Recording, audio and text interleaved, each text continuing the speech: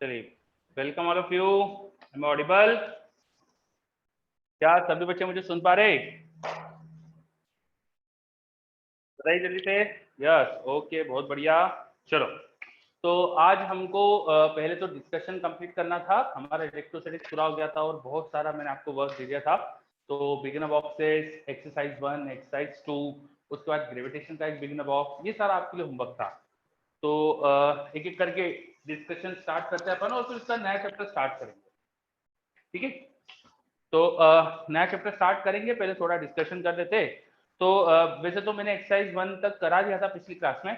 Still किसी को भी अगर बिगिनर बॉक्स में कोई डाउट हो तो अभी पूछ सकता है। कुछ भी डाउट बिगिनर बॉक्स से रिलेटेड,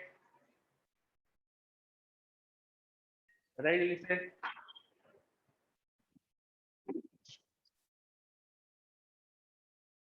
बिगिनर बॉक्स में कोई भी डाउट?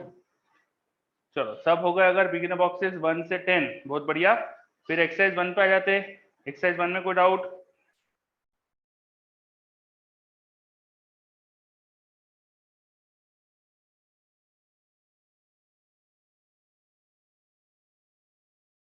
एक्सरसाइज 1 में कोई डाउट?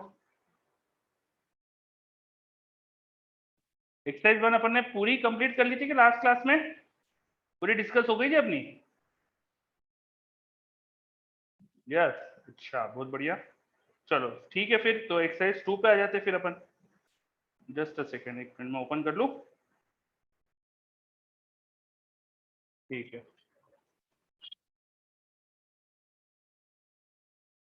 ओके।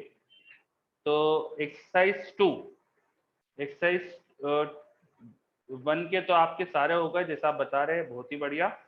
तो फिर एक्सरसाइज 2 में आ जाते हैं। चलो, एक्सरसाइज 2 में आप शुरू में मुझे कॉम्बिनेशन दिख रहे हैं। तो कॉम्बिनेशन 1 में कोई डाउट है क्या? कॉम्बिनेशन 1 में कोई डाउट? कोई भी नहीं है। कॉम्बिनेशन 2? कोई भी नहीं है। कॉम्बिनेशन 3? कोई भी नहीं है। कॉम्बिनेशन 4? चलो, सारे कॉम्बिनेशन कंप्लीट आपके, बहुत बढ़िया। उसके बाद फिर अपन आ जाते हैं मैच द कॉलम में। तो 11th वाला आया,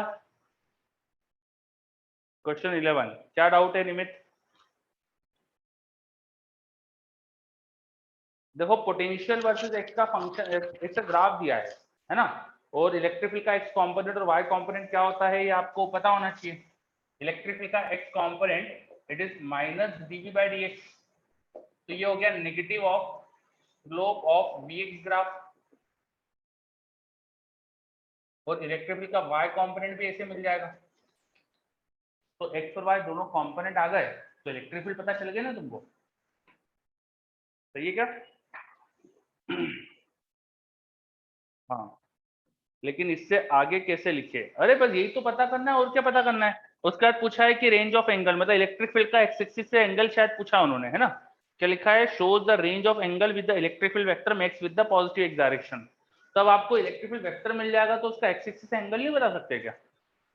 किसी भी वेक्टर के अगर आपको, मान लो कोई वेक्टर दिया है 3i + 4j, और मैं बोलूं कि इसका एक्स एक्सिस से एंगल बताओ, तो कैसे बताओगे? एक्स एक्सिस से इस वेक्टर का एंगल।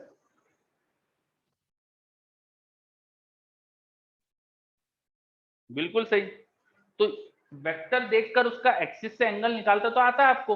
तो इलेक्ट्रिक फील्ड के जब दोनों कंपोनेंट आ गए तो अब उसका एक्स एक्सिस से एंगल भी निकाल सकते हो, इसका मतलब। एम आई राइट?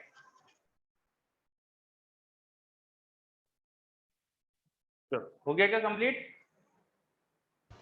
सर, तो जैसे ए ऑप्शन में 45 डिग्री की लाइन दी हुई है, तो उसको हाँ, मैं आई कैप प्लस जे कैप मान के फिर उसको आगे बढ़ूंगा सर? नहीं नहीं, समझा नहीं मैं, फिर से बोलो। क्या बोल रहे हो आप? फिर से बोलो। सर मतलब जैसे ये ए ऑप्शन में अपन को ग्राफ दिया हुआ है y इक्वल्स एक्स का, हाँ, तो इसको मैं मतलब आई कैप प्लस जे कैप मान के आगे बढ़ूं कि कैसे करना नहीं है? नहीं नहीं, शांति शांति। ये किसका ग्राफ दिया है? क्या दिया है ये? पढ़ो क्वेश्चन अच्छे से, क्या ये दिया है ये? पोटेंशियल का ग्राफ दिया है। हाँ, पोटेंशियल वर्सेस, अच्छे से पढ़ो। पोटेंशियल वर्सेस एक्स और हाँ, पोटेंशियल वर्सेस वाई। तो पोटेंशियल वर्सेस एक्स और पोटेंशियल वर्सेस वाई के आपको ग्राफ दिए हैं, है ना? और ये निकाल सकते हो क्या ग्राफ देख के?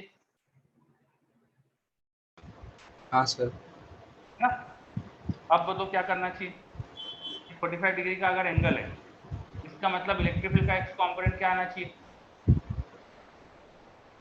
सर इसका स्लोप 1 है तो हाँ, इलेक्ट्रिक फील्ड का स्लोप -1 होगा। देख और स्लोप नहीं, इलेक्ट्रिक फील्ड का एक्स कंपोनेंट -1 होगा। इलेक्ट्रिक फील्ड का X component is negative of अच्छा, 4 हाँ ना। हाँ सर, हाँ हाँ हाँ। ठीक है, और यहाँ पर क्या दिया है इलेक्ट्रिक फील्ड का, ये वाला एंगल क्या दिया है, सर नीचे नीचे से 30 होगा। नीचे से 30 है। तो अब क्या लिखेंगे स्लोप को,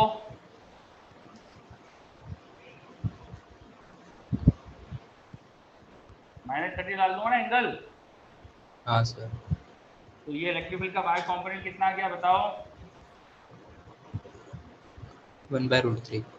तो इलेक्ट्रिक फील्ड वेक्टर आ गया क्या। हाँ सर, ठीक है हाँ, सर, कल। हाँ तो अब बताओ कि आपको कहाँ कहाँ समस्या हो रही थी इस क्वेश्चन में। सर ये इसी मतलब इसको ग्राफ को इंटरप्रेट कैसे करने में तो थोड़ी दिक्कत आ रही थी। नहीं दिक्कत नहीं थी, हमने शायद आपने ग्राफ पढ़ा था अच्छे से, किस चीज का ग्राफ है वो। हाँ सर, वो पोटेंशियल वर्सेस एक्स का पढ़ा तो था, लेकिन मैं हाँ, उसको ऐसा सोच रहा था कि जैसे एक्स का ऐसे है तो मैं उसको वाई एक्सिस के अबाउट इन्वर्ट कर दूं तो वो मेरे को एक्स में इलेक्ट्रिक फील्ड मिल गई, या ऐसा ऐसा कुछ तो भी कर रहा था मैं क्यों सर। क्यों क्यों ऐसा कुछ, चलो कोई बात नहीं, ठीक है, आगे बढ़ते हैं, हाँ ठीक सर। है। हाँ, तो आपको ये भी सीखना चाहिए गलतियों से आपकी कि भाई क्या नहीं करना चाहिए, है ना। और हमने जो पढ़ा है बस वही चीजें अप्लाई करा करो। कई बार जैसे जैसे निमित ने बताया, वैसे सब बच्चे कभी कभी ऐसी चीजें करते हैं, कॉमन मिस्टेक है ये, मतलब सबकी आदत होती है कि कुछ चीजें ना कहीं भी अप्लाई करने की, है ना। तो हमने पढ़ा क्या होता है और उस चीज को कहीं और लगा देते हैं। तो थोड़ा सा इन चीजों पे ध्यान दिया करो कि हमने कौन सी चीज किस सिचुएशंस के लिए पढ़ी है, कहाँ पर अपन क्या कॉन्सेप्ट लगा सकते हैं, कहाँ नहीं लगा सकते, ये सब अच्छे से अपन को ध्यान रखना चाहिए। चलो, तो ट्वेल्थ ट्वेल्थ हो गया। ट्वेल्थ में कोई समस्या, ट्वेल्थ में कोई डाउट, किसी का कोई डाउट नहीं आ रहा मेरे पास।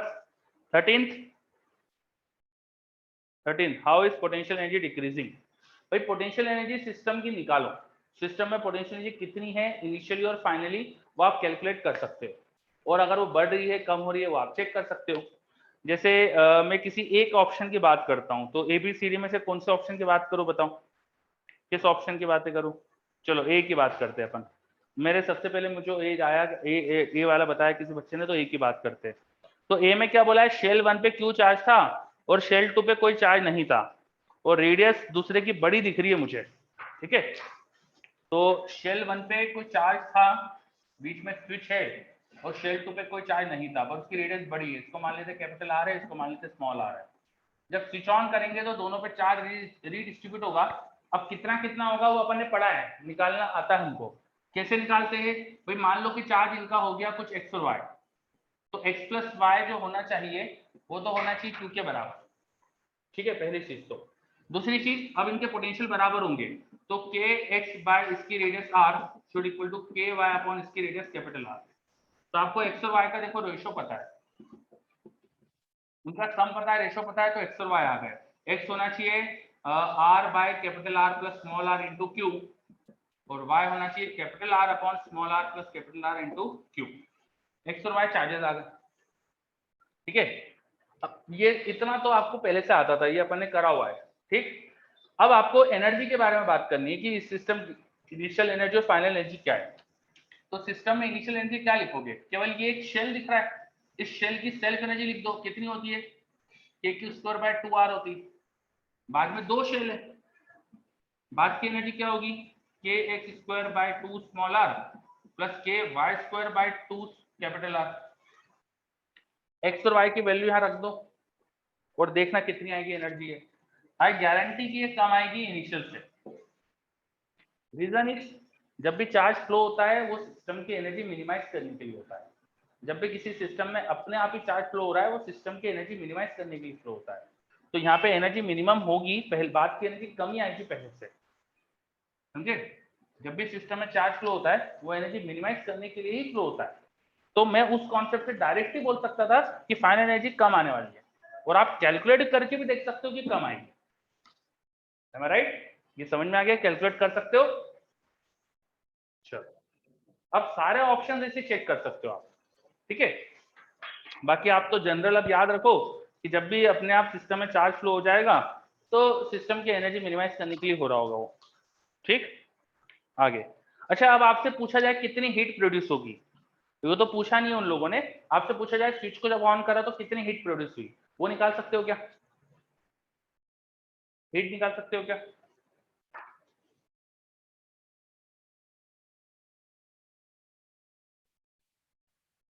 तो जवाब, वर्क तो कुछ नहीं करा है आपने, बस स्विच को ऑन करा है, बस स्विच को ऑन कर दिया है और पूछा कितनी हीट प्रोड्यूस हो जाएगी। बिल्कुल सही, कशिश ने बिल्कुल सही कहा। भैया जो एनर्जी में डिक्रीमेंट हुआ वही तो हीट में गया होगा। सिस्टम में इनिशियल एनर्जी ज्यादा थी, बाद में एनर्जी कम थी, तो कुछ डिक्रीज हो गई एनर्जी, कहाँ गई? हीट में गई होगी। सिंपल सी बात है, हमने कोई काम तो करा नहीं है उसमें, बस स्विच को ऑन करा है, तो सिस्टम पे कोई वर्क तो हुआ नहीं है, एनर्जी रिड्यूस हो रही है, तो रिड्यूस होकर कहाँ जाएगी? हीट में प्रोड्यूस हो जाएगी। तो जब ये वायर में करंट फ्लो होगा, इसमें हीट प्रोड्यूस होगी और वो हीट इतनी आएगी। कोई हीट पूछे तो आप निकाल भी सकते हो। समझ में ये बात? ऐसे क्वेश्चन मिलेंगे अपन को, है ना। चलो अब मेरे पास एक डाउट हो रहा है, एबीसी में आर नहीं दिया है, तो एबीसी में आर देना क्यों चाहिए बेटा? एबीसी में तीनों में चार्ज फ्लो हो रहा है तो हीट प्रोड्यूस होगी, और आर में लिखा है नो हीट इज प्रोड्यूस, तो गलत है ना आर तो। एबीसी में आर देना ही नहीं चाहिए, आर इज रॉन्ग, ठीक है, फॉर एबीसी ऑप्शन। चलो आई थिंक अब और कुछ डाउट बच रहा है क्या? 14th में कुछ और पूछ, 13th में और कुछ पूछना चाह रहे हो? कुछ और ऑप्शन में प्रॉब्लम आपको, क्या अच्छे से पूरा समझ में आ गया?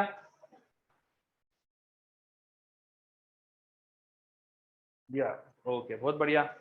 चलो इसके सी वाले में अगर तुम्हें फाइनल एनर्जी लिखना होती तो कैसे लिखते? सी वाले में फाइनल और इनिशियल एनर्जी लिखना होती तो कैसे लिखते? सी जो ऑप्शन है, अंदर प्लस क्यू चार्ज का एक स्फीयर है, उसके बाहर एक बड़ा स्फीयर है, उसकी इनिशियल और फाइनल एनर्जी लिखना होती तो कैसे लिखते आप?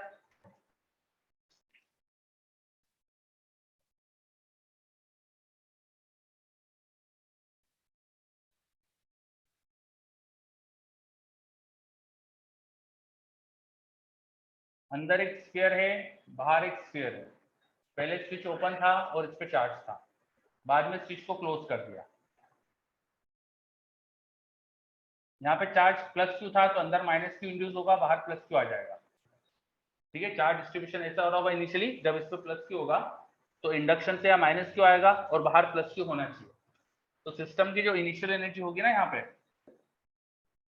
वो होगी अंदर वाली शेल की सेल्फ एनर्जी, वो होगी K Q square by 2 into small R, इसकी रेडियस अगर स्मॉल आर है, प्लस बाहर माइनस क्यू चार्ज की शेल की सेल्फ एनर्जी, सबसे आउटर प्लस क्यू चार्ज की सेल्फ एनर्जी, ठीक है। तीन तो शेल दिख रहे हैं हमको, उनकी सेल्फ एनर्जी, प्लस इनका इंटरेक्शन होगा प्लस क्यू और माइनस क्यू का, प्लस क्यू की वजह से पोटेंशियल होगा K Q by R into charge minus Q, इनका आपस में इंटरेक्शन होगा, बाहर वाले चार्ज का अंदर से इंटरेक्शन होता नहीं है, तो ये इंटरेक्शन केवल एक ही होगा, और बाकी तीन शेल की सेल्फ एनर्जी, ये सिस्टम की initial energy.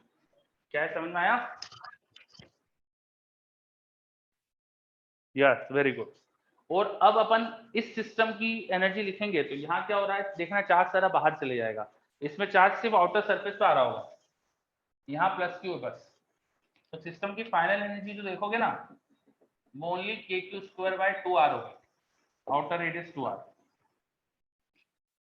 Now you can definitely check कि ये जो ये वाला टर्म ही देखो बच रहा है, तो बाकी ये सारे टर्म तो गायब हो गए, ये सारे टर्म मिलके पॉजिटिव नंबर है, तो ये पॉजिटिव नंबर पूरा गायब हो गया, उड़ गया, एनर्जी कम हो गई, ठीक।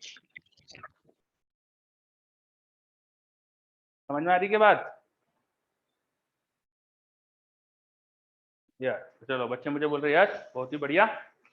तो हमने इनिशियल फाइनल एनर्जी भी लिखना सीखी। मैं पूछता यहाँ से हीट कितनी प्रोड्यूस होगी, तो तुम फटाफट बता सकते हो मुझे, तो हीट कितनी प्रोड्यूस होगी? ये वाली एनर्जी यहाँ से कैंसिल हो गई, तो ये वाला टर्म हीट के बराबर हो जाएगा, है ना। कोई आपसे पूछता कि वायर कनेक्ट करने से हीट कितनी आएगी, मैंने बताया था इनिशियल फाइनल का डिफरेंस, तो डिफरेंस लोगे तो ये टर्म देखो कैंसिल हो गया, ये वाले टर्म बचेंगे, तो इसमें देखो ये के क्यू स्क्वायर बाय 2 आर है, ये minus k Q square bye are, तो इनका difference k Q square by 2 small r minus k Q square by 2 capital R बचेगा। तो ये आ गया answer, k Q square by 2 1 by r minus 1 by capital R, this should be the heat produced.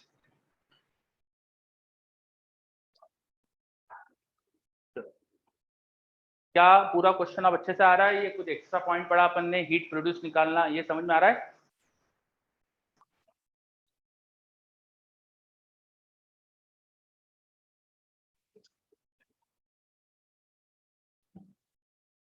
मेरे पास जवाब नहीं आ रहे, ज्यादा कर दिया क्या मैंने, कुछ ज्यादा बता दिया क्या? आया कि सब ऊपर से गया? तो बच्चे बोल रहे क्लियर है, बहुत बढ़िया, ओके ठीक है, फिर आगे बढ़ते हैं। तो मैच द कॉलम हो गए सारे अपने, ठीक है। अब इंटीजर टाइप पे आ जाते हैं। तो इंटीजर टाइप मुझे दिए 14, 15, 16, 17, चार क्वेश्चन इंटीजर के, चारों में कोई डाउट? 16 आया मेरे पास। 16 में क्या बोला है? Consider the configuration of system of 4 charges, each of the value plus Q, the work done by external agent in changing the configuration of system from figure 1 to figure 2 slowly. देखो figure 1 और figure 2 में system की energy अलग अलग आएगी। Figure 1 और figure 2 में system की एनर्जी अलग अलग आएगी। आप अगर फिगर 1 को देखें तो स्क्वायर है, फिगर 2 भी स्क्वायर है। फिगर 1 एक स्क्वायर है, फिगर 2 भी स्क्वायर है। फिगर 2 स्क्वायर है, सही बोल रहा हूँ कि गलत बोल रहा हूँ? फिगर 2 में बोल रहा हूँ कि स्क्वायर है, सही बोल रहा हूँ कि गलत बोल रहा हूँ? हाँ, स्क्वायर की साइड बदल गई है, यस। देखो पहले जैसा बड़ा स्क्वायर था, बाद में तुम्हें जो सर्कल दिखाया ना, तो सर्कल के चार्जेस जो है, केवल चार चार्ज को कनेक्ट करके देखो तो स्क्वायर ही तो बनेगा, ठीक है। हाँ, साइड बदल गई बस, ठीक है। तो अब सिस्टम की इनिशियल एनर्जी लिखना आएगी तुमको, फाइनल भी लिखना आएगी। इनिशियल फाइनल में देखना स्क्वायर की साइड चेंज हो रही है तो एनर्जी डिफर करेगी, डिफरेंस जो होगा वो आपको काम करना पड़ेगा, ठीक है। चलो बहुत बढ़िया, ओके। चलो 16, 17 हो गए। अब आ जाते हैं सब्जेक्टिव क्वेश्चंस पे। तो इस पेज पे 23 तक है, 23 तक कोई डाउट? 23 तक कोई डाउट?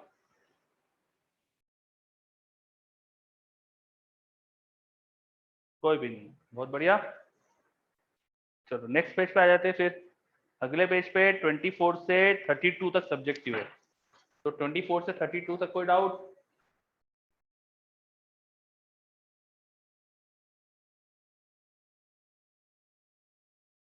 ट्वेंटी फोर से 32, 31 समझ नहीं आया, चलो 31 समझ लेते। Cavity of radius r is present inside a solid dielectric sphere of radius capital R having a volume charge density rho. The distance between the centers of the sphere and the center of cavity is a. An electron is kept inside the cavity at an angle 45 degree as shown. How long will it take to touch the sphere again? अच्छा, तो question में आपको एक sphere दिखाया है जिसमें spherical cavity है। Sphere with spherical cavity, क्या ऐसा कुछ पढ़ा है हमने? आपको क्या क्या देखते से समझ में आ रहा है, बताओ मुझको। एक स्फीयर है जिसमें स्फेरिकल कैविटी है, और स्फीयर का जो सेंटर था और कैविटी का जो सेंटर है, इनके बीच की डिस्टेंस आपको दे रखी है a। तो स्फीयर विद स्फेरिकल कैविटी, यहाँ वॉल्यूम चार्ज डेंसिटी रो। तो इसके बारे में आप क्या क्या जानते हो, कुछ पढ़ा है क्या ऐसा अपन ने? इसके बारे में कुछ पढ़ा है क्या अपन ने? देखो क्लास में जो भी हम पढ़ते हैं वो आपको याद होना चाहिए बच्चों। ऐसा बिल्कुल नहीं चलेगा कि क्लास में कोई चीज पढ़ी है और फिर बाद में अपन को याद नहीं आ रही है ना। तो डेली आपको, अब जो भी क्लास में हो रहा है ना, डेली आपको रिवाइज करना चाहिए। पूरे नोट्स इलेक्ट्रोस्टैटिक्स के डेली रिवाइज करो। बहुत बड़ा टॉपिक है इलेक्ट्रोस्टैटिक्स, बहुत सारी चीजें पढ़ी अपन ने, करीब करीब अपने 6 हफ्ते से ये चल रहा था टॉपिक, 5 हफ्ते हो गए और छठा चालू है अभी, है ना। करीब करीब 5 हफ्ते में पूरा हुआ है अपना टॉपिक ये। तो इन 5 वीक्स में जो भी चीजें हुई है वो बहुत ज्यादा है, याद करने में मुश्किल होती है, आई एग्री, पर हमको करना पड़ेगा। अगर ये टॉपिक आपको स्ट्रॉन्ग रखना है तो आपको डेली कॉपी रिवाइज करना पड़ेगी। तो मैं पूछ रहा हूँ, बताओ जल्दी से कुछ यार, स्फीयर के अंदर स्फेरिकल कैविटी है, इस कैविटी के अंदर के बारे में क्या जानते हैं आप, कुछ पढ़ा है क्या हमने? आप बताओगे तो मैं आगे बढ़ूंगा, नहीं तो मैं नहीं बढ़ने वाला। निमित ने तो बता दिया, ठीक है। जिसका डाउट था उन्होंने कुछ नहीं बताया अभी तक। नहीं, ये नॉन कंडक्टिंग मटेरियल है, इंसुलेटर मटेरियल दिया है ना। यहाँ कंडक्टर तो कहीं से कहते लिखा नहीं है, डाइलेक्ट्रिक स्फीयर लिखा है। डाइलेक्ट्रिक मतलब क्या होता है, नॉन कंडक्टर या इंसुलेटर, नॉन कंडक्टिंग मीडियम है। तो यहाँ कोई चार्ज इंडक्शन जैसा कुछ नहीं होगा, समझे बात। यहाँ पूरे वॉल्यूम में चार्ज है, देखो उन्होंने लिखा है वॉल्यूम चार्ज डेंसिटी रो, तो इसके पूरे वॉल्यूम में चार्ज दिया गया है आपको, इसके पूरे वॉल्यूम में चार्ज है। कितना चार्ज डेंसिटी है, रो, ठीक है। तो यूनिफॉर्मली चार्ज स्फीयर जिसके अंदर एक जैसा चार्ज डिस्ट्रीब्यूटेड है, उसमें स्फेरिकल कैविटी बनाई हमने। अब बताओ ऐसा कुछ पढ़ा है क्या हमने, इस कैविटी के अंदर की इलेक्ट्रिक फील्ड के बारे में कुछ पढ़ा है क्या? आपका डाउट जिसका है मैं उससे बात कर रहा हूँ, जल्दी।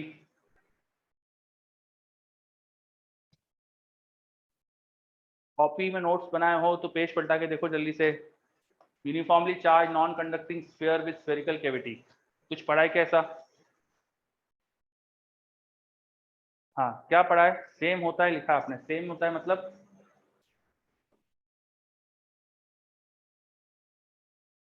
चलो आप रिवाइज करना, ठीक है।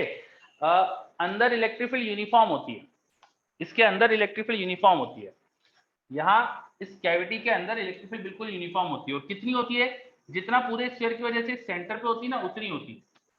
पूरे स्फीयर से सेंटर पे जो इलेक्ट्रिक फील्ड होती है यहाँ पर, उतनी हर जगह होती है, हर जगह एग्जैक्ट सेम इलेक्ट्रिक फील्ड देखोगे आप यहाँ पे, एग्जैक्ट सेम इलेक्ट्रिक फील्ड होगी यहाँ हर जगह, ठीक है। अब आपने क्या करा, यहाँ एक इलेक्ट्रॉन को छोड़ा है, क्वेश्चन में बोला है यहाँ इलेक्ट्रॉन, और वो इलेक्ट्रॉन यहाँ 45 डिग्री के एंगल पर दिया है, ठीक है। हमको कैविटी की रेडियस क्या दिए, क्वेश्चन में कैविटी की रेडियस क्या दिया हमको,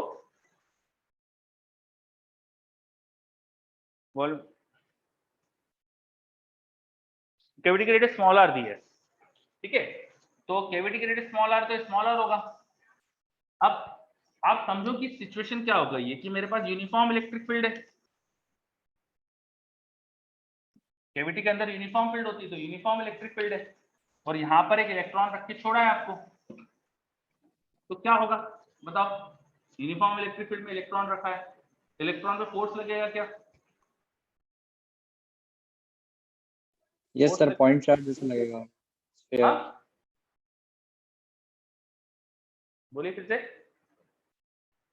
सर स्फीयर पॉइंट चार्ज जैसा लगेगा बाहर से। नहीं बेटा, बाहर से तो देख ही नहीं रहे हम तो ये इस इलेक्ट्रॉन को देख रहा हूँ बेटा, मैं अंदर है जो कैविटी के अंदर है उसको देख रहे हैं अपन। तो सिर्फ इस इलेक्ट्रॉन को क्या दिख रहा है, मैंने वो बताया, मैंने बताया कि यहाँ पे यूनिफॉर्म इलेक्ट्रिक फील्ड है अंदर, यहाँ पे यूनिफॉर्म इलेक्ट्रिक फील्ड दिख रही है। ये मैंने कैविटी का डायग्राम बनाया है यहाँ पर वापस से, ये डायग्राम किसका है, कैविटी का डायग्राम है, ठीक है। तो कैविटी के डायग्राम के अंदर देख रहे हैं ये इलेक्ट्रॉन है जो यूनिफॉर्म इलेक्ट्रिक फील्ड में रखा है, एक चार्ज को यूनिफॉर्म इलेक्ट्रिक फील्ड में रखा है और उसको छोड़ दिया, तो क्या होता है, मैं एक चार्ज को यूनिफॉर्म इलेक्ट्रिक फील्ड में रख दूं तो इलेक्ट्रिक फील्ड उस पर फोर्स लगाएगी क्या, है ना। चलो फोर्स लगेगा, किस डायरेक्शन में लगेगा ये फोर्स, किस डायरेक्शन में लगेगा, किस डायरेक्शन में लगेगा फोर्स, ये इलेक्ट्रॉन है, ध्यान रखिए क्वेश्चन में इलेक्ट्रॉन दिया है, किस डायरेक्शन में फोर्स लगेगा, इलेक्ट्रिक फील्ड के अपोजिट लगेगा, बिल्कुल सही बात है, बिकॉज इलेक्ट्रॉन का चार्ज नेगेटिव होता है ना। तो इस इलेक्ट्रॉन पर फोर्स लगेगा, किस डायरेक्शन में लगेगा, opposite to the direction of electric field, तो यहाँ पे ऐसा इलेक्ट्रिक फील्ड का फोर्स लग गया, और ये फोर्स कांस्टेंट होगा क्योंकि इलेक्ट्रिक फील्ड कांस्टेंट है अंदर, तो इस पे कांस्टेंट फोर्स लग रहा है, तो इलेक्ट्रॉन ऐसा सीधे सीधे नहीं मूव करेगा, अलोंग स्ट्रेट लाइन ट्रेवल करेगा क्या, कांस्टेंट फोर्स है तो, है ना। तो इलेक्ट्रॉन स्ट्रेट लाइन में ट्रेवल करेगा, वो ऐसे ट्रेवल करते करते करते यहां टकरा जाएगा, इसका मतलब,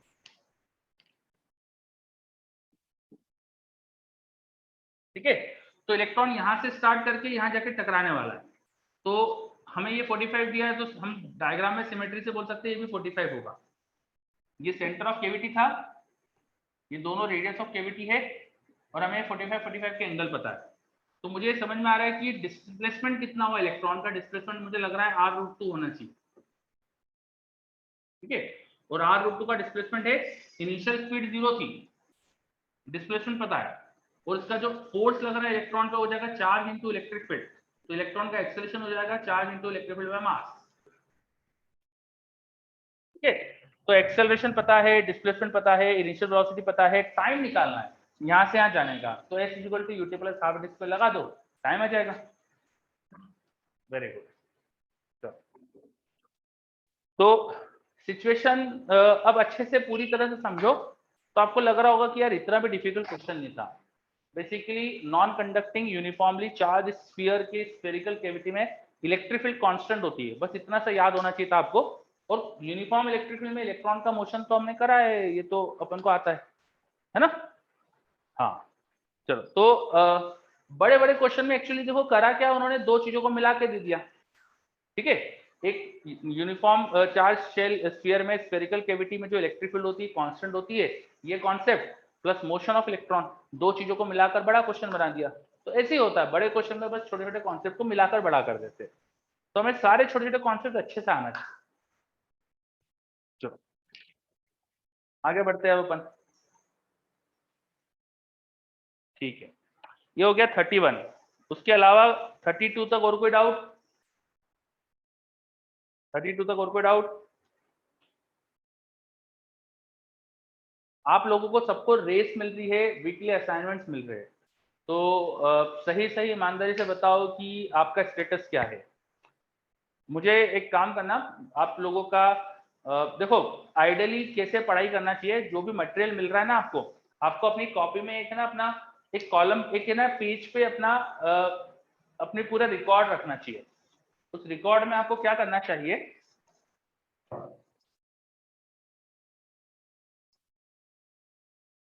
उस रिकॉर्ड में जैसे फिजिक्स का रिकॉर्ड है,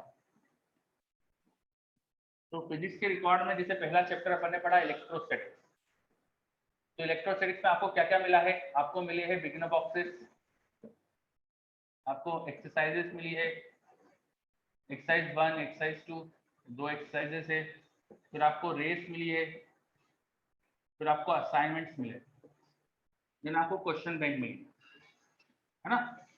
इतने चीजें तो आपको एलन की तरफ से यहाँ पे दी, ये तो मॉड्यूल के अंदर है तीनों चीजें, ये मॉड्यूल हो गया।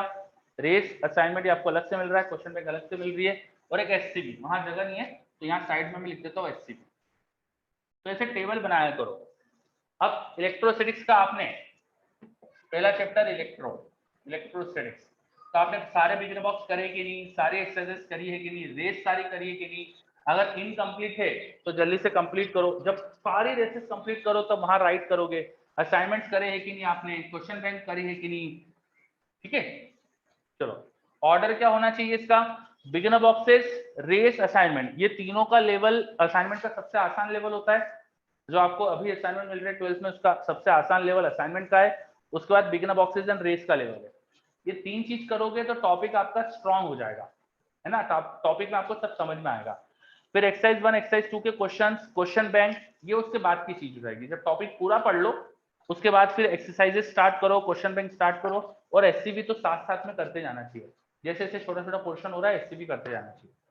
तो ये इस तरह से आपको अपना कॉपी में मेंटेन करना चाहिए आपका रिकॉर्ड, है ना।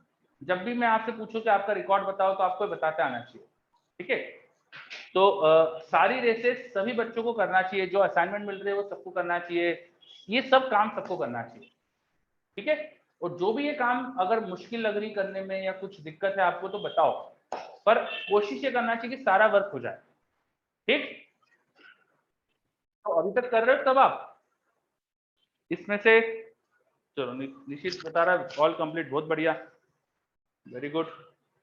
क्यूबी तो ऑफकोर्स चैप्टर खत्म होने के बाद करेंगे, एक्सरसाइजेस, क्वेश्चन बैंक सब चैप्टर खत्म होने के बाद, तो क्यूबी ऑफकोर्स चैप्टर खत्म होने के बाद करोगे आप, तो वो मैं मानता हूँ कि अभी इलेक्ट्रोसिटी की शायद नहीं हुई होगी आपकी, ठीक है। चलो तो ये करना चाहिए। अदिति आपका क्या स्टेटस है?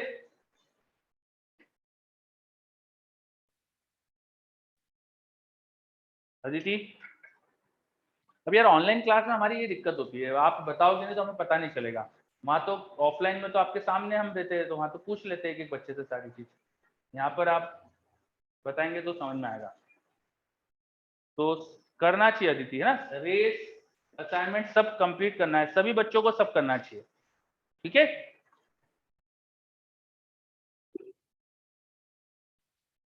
ओके, इस संडे आपका टेस्ट है, तो मुझे लगता है कि टेस्ट से पहले तो आप सब कर लोगे, है ना, क्या मुझे सही लग रहा है, कर लोगे क्या टेस्ट से पहले तक? टेस्ट से पहले तक सब कर लोगे ना? चलो, जिनका भी बचा हुआ है काम वो सब कर लीजिएगा, ठीक।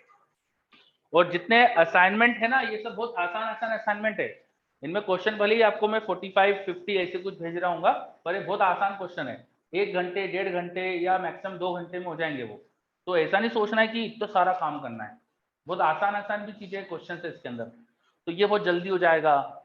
बिगिनर बॉक्स के सॉल्यूशन से, एक्सरसाइज के सॉल्यूशन से, तो फिर नहीं आए तो फिर सॉल्यूशन थोड़ा देख के जल्दी कर सकते हो, ठीक है। चलो, ओके। कशिश नहीं, बिगिनर बॉक्स के बाद कर लेना चाहिए असाइनमेंट, बिगिनर बॉक्स से सीखने के लिए होते हैं, उसके बाद फिर असाइनमेंट थोड़ा प्रैक्टिस के लिए, थोड़ा सीख गए फिर प्रैक्टिस कर ली, इस हिसाब से हमने असाइनमेंट दे रहे हैं आपको, ठीक है। चलो आगे बढ़ते हैं। तो अभी 32 तक आपके सारे डाउट हो चुके थे, अब fill in the blanks true false ये सब बचे, तो इनमें कोई समस्या है तो बता दीजिए मुझे। Fill in the blanks true false, इनमें कोई भी अगर डाउट है। 33 डाउट आया मेरे पास। 33, electric lines can not have sudden break. Sudden break का मतलब क्या होता है? अचानक बिना किसी कारण से electric field line of force गायब हो गई और फिर वापस से प्रकट हो गई। जैसे ये इलेक्ट्रिक फील्ड लाइन, ये यहाँ पे इलेक्ट्रिक फील्ड लाइन फोर्स बना रहे हैं ना अपन, ये तो बीच में गायब हो जाए अपने आप ही, कुछ भी नहीं और अपने आप गायब हो जाए, ऐसा हो सकता है क्या? नहीं हो सकता, है ना। मेटल कंडक्टर में एक्चुअली कंडक्टर में चार्ज इंड्यूस होता है, तो चार्ज पर खत्म होती है वो। कोई मुझे ऐसा आर्गुमेंट दे सकता है कि भाई अगर मैंने इलेक्ट्रिक फील्ड लाइंस के स्पेस में एक मेटल कंडक्टर रख दिया तो कंडक्टर के अंदर इलेक्ट्रिक फील्ड लाइन नहीं होती? आई एग्री, नहीं होती, पर कंडक्टर पे चार्ज भी तो इंड्यूस हो जाता है, यहाँ पे माइनस चार्ज आ जाएगा, यहाँ प्लस चार्ज आ जाएगा, तो ये एक्चुअली कंडक्टर की सरफेस पे खत्म हो रही है और वहां चार्ज है, तो चार्ज पे खत्म हो रही है। They are not suddenly breaking, they are ending at charge and they are starting from charge. समझ में बात? हाँ, तो ये सडन एंड नहीं हो रही है, ठीक है, वेरी गुड। चलो, तो और कोई दिक्कत 38 तक?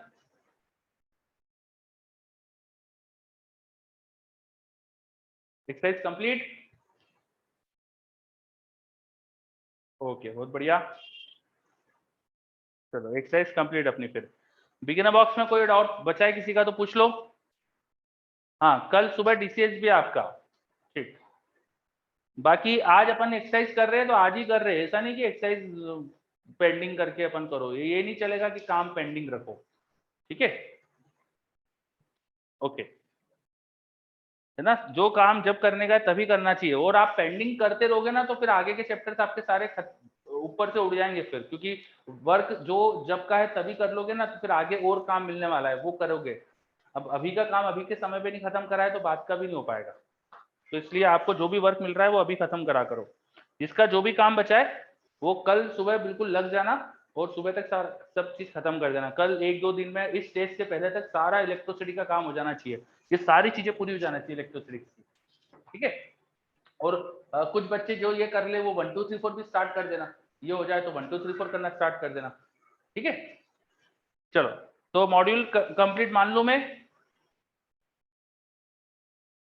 बिगिनर बॉक्सेस सब कंप्लीट। इलस्ट्रेशंस करे आपने मॉड्यूल के? इलस्ट्रेशंस मैंने बोला था अच्छे इलस्ट्रेशन है काफी, तो इलस्ट्रेशन देखिए कि नहीं आपने? यस, है ना। तो किसी को कोई डाउट हो अगर इलस्ट्रेशन नहीं करे, अच्छा, तो इलस्ट्रेशन भी करिएगा। इलस्ट्रेशन के क्वेश्चन भी डायरेक्ट टेस्ट में आ सकते हैं या उनका जो कॉन्सेप्ट है वो टेस्ट में यूज हो सकता है आपके लिए, है ना, तो इलस्ट्रेशन भी करना है, ठीक। चलो, तो मॉड्यूल में और कुछ डाउट बचा है? बिगिनर बॉक्स करा आपने? ग्रेविटेशन वाला बिगिनर बॉक्स करा है? ग्रेविटेशन वाला बिगिनर बॉक्स कल अपन ने बात करी थी, वो करके लाना है। उसमें कोई डाउट है? उसमें कोई डाउट है? नो। ओके, बहुत बढ़िया। चलो, तो फिर अपन अब नया चैप्टर स्टार्ट करते हैं, है ना। तो अब अगले चैप्टर स्टार्ट करते हैं। लिखिए, क्वेश्चन 5 में कंफ्यूजन है। क्वेश्चन 5 में कंफ्यूजन है। जल्दी से क्वेश्चन पढ़ दो कि चलो मैं खोल रहा हूँ वापस से। हाँ, question 5, beginner box of gravitation का।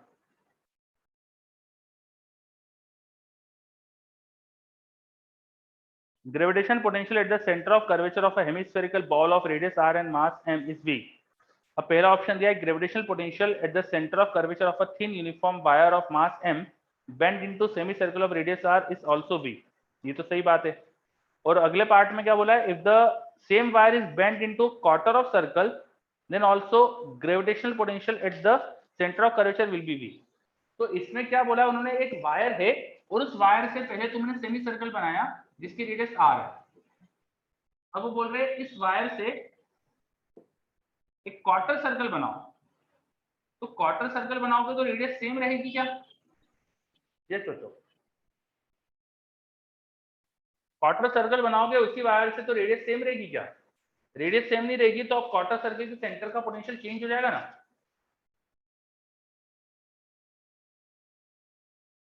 ठीक है, चलो आई थिंक अब हो गया तुम्हारा डाउट खत्म। बट आंसर एबीसी दिया है। अरे यार, ये तो नहीं करना चाहिए था इनको। जस्ट अ सेकंड, फिर से पढ़ते। In part A, the same wire is bent into the quarter of circle, then also the gravitational potential at the center of curvature will be V. Actually ये इन्होंने पता है क्या सोच के दिया होगा। हाँ, इन्होंने ये सोच लिया होगा कि क्वार्टर सर्कल कैसे बनाया, इसी को ऐसा बेंड कर दिया, यू वायर को डबल कर दिया, तब उनका आंसर आ सकता है। तो लैंग्वेज क्वेश्चन की जो है, मैं कहूंगा कि लैंग्वेज उतनी सही नहीं है, सही से समझ नहीं आ रहा है कि एग्जैक्ट क्या चीज करिए। मुझे लग रहा है कि ये करा है, मुझे ऐसा लगा कि एक वायर था, पहले उससे सेमी सर्कल बनाया, अब उसी वायर से क्वार्टर सर्कल बनाया। तो मैंने भी सही सोचा है। बताओ, मेरी थॉट में कुछ गलती लगी थी क्या आपको? हम लिमिट का डाउट आ रहा है कौन सा वाला मेथड स्टैंडर्ड रखना है। कोई स्टैंडर्ड नहीं होता है, it's all about understanding the language. Language की अंडरस्टैंडिंग जो है वो है। अब लैंग्वेज की अंडरस्टैंडिंग क्या है, ये फिजिक्स थोड़ी है, ये तो इंग्लिश है एक तरह से। ठीक है, तो स्टैंडर्ड क्या है, ऐसा कुछ नहीं है, कोई स्टैंडर्ड अंडर कुछ नहीं होता इसका। ठीक, तो आपको जो इंग्लिश लैंग्वेज लिखी है ना, उसका मतलब समझना पड़ेगा। अब वो लैंग्वेज का मतलब, इन लोगों ने जो लैंग्वेज लिखी है थोड़ी सी मिस्टेक है उसमें, उनको और अच्छे से क्लियरिफाई करना चाहिए था कि क्या है। तो ये दोनों पॉसिबिलिटी सही है, इसलिए मैं बोलूंगा कि बी ऑप्शन भी सही इसलिए दे रहे हो। ठीक है, बिकॉज दोनों पॉसिबिलिटी हो सकती है। तो मुझे लगता है ये सोच के उन्होंने बी आंसर दे दिया है, पर मेरे दिमाग में ये आया था तो मेरे हिसाब से आंसर बी नहीं था। ठीक है, चलो। तो ये एम्बिगुअस क्वेश्चन होते हैं और ये क्वेश्चंस हमको ज्यादा चीजें सिखा देते हैं। ये क्वेश्चंस को अपन को ऐसा नहीं सोचना चाहिए कि इसमें सही क्या होना चाहिए। आईआईटी में हम इस चीज का श्योर हो सकते हैं कि आईआईटी वाले ऐसी गलतियां नहीं करते। मैंने अभी तक तो आईआईटी में ऐसी गलती बहुत रेयर देखी है, रेयर। आईआईटी में ऐसी गलतियां नहीं होती है कि क्वेश्चन की लैंग्वेज से आपको डबल ट्रिपल मीनिंग निकल रहा हो। ऐसी गलतियां आईआईटी में नहीं होती है। ठीक है, तो आईआईटी में ऐसा आपको कोई दिक्कत नहीं आने वाली है, तो इसलिए आप निश्चिंत हो जाओ कि ऐसे सिचुएशन आईआईटी में क्या करेंगे, ऐसा आपको टेंशन लेने की कोई जरूरत नहीं। ठीक, चलो। तो बस अब अपन स्टार्ट करते हैं करंट इलेक्ट्रिसिटी। आपके मॉड्यूल के अंदर ऑर्डर देखोगे तो इलेक्ट्रिसिटी के बाद कैपेसिटर है, पर हम लोग पहले करंट करेंगे फिर कैपेसिटर को करेंगे, क्योंकि काफी सारी चीजें ऐसी है जो करंट पढ़ने के बाद कैपेसिटर पढ़ने से आसान हो जाती है।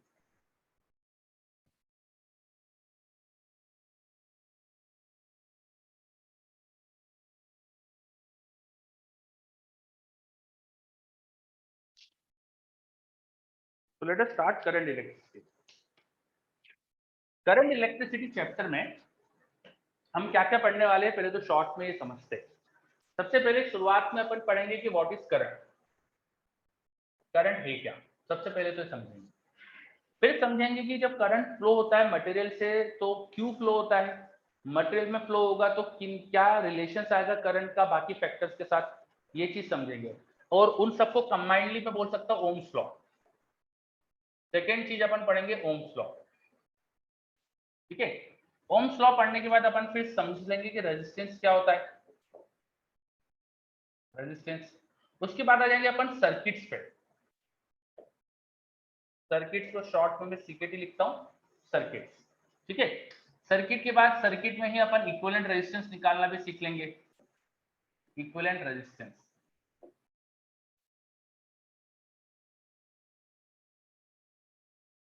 उसके बाद आ जाएगा सर्किट सॉल्विंग, मतलब यहाँ जो सर्किट अपन ने पढ़ा थोड़ा आसान पढ़ेंगे, यहाँ पे थोड़ा सा और अच्छी मेथड सर्किट सॉल्विंग की जो होती है, जैसे केवीएल, केसीएल, किरचॉफ्स लॉ हो गया, नोडल एनालिसिस एक्सेट्रा, ये सारी चीजें अपन पढ़ेंगे। सर्किट सॉल्विंग के बाद फिर 6 चीज आएगी अपना सेल।